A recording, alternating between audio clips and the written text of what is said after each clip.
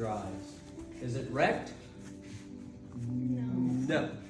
You can always reconstitute it.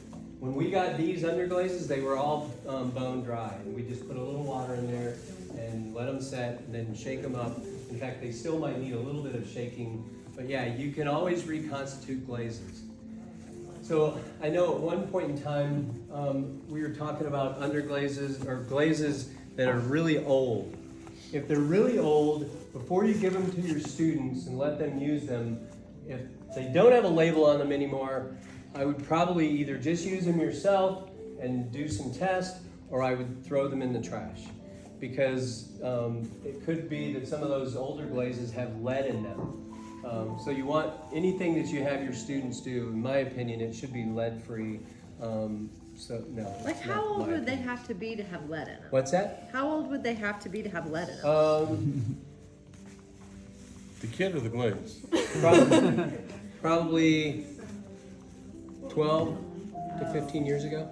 Okay. Yours is nice and Because I've got a whole there was a whole cabinet at Ryder that I'm like, yeah, we should go get them, but they No, could if- be 12 to 15 years old. If you guys have glazes in a cabinet, if you don't want them, I'll go get them.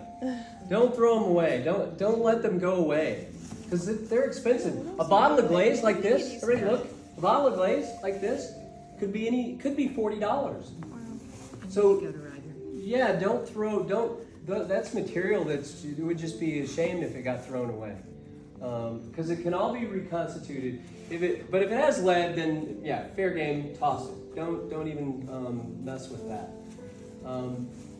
Yeah. Does anybody have questions about glazing and underglazing? If it has lead, can you just throw it in the trash, or is there a specific way you need to dispose of it? Well, what you should do is No send it to the people that take care of.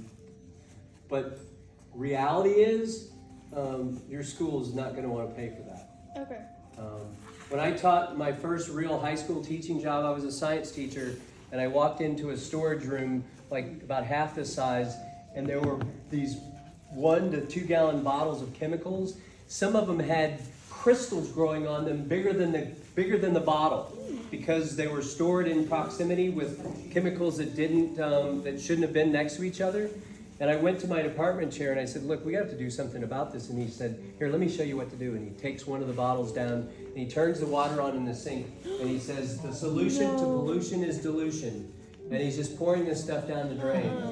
And I refused. I said, no, I'm not doing that. At the end of the day, we did have somebody come take care of that storage room.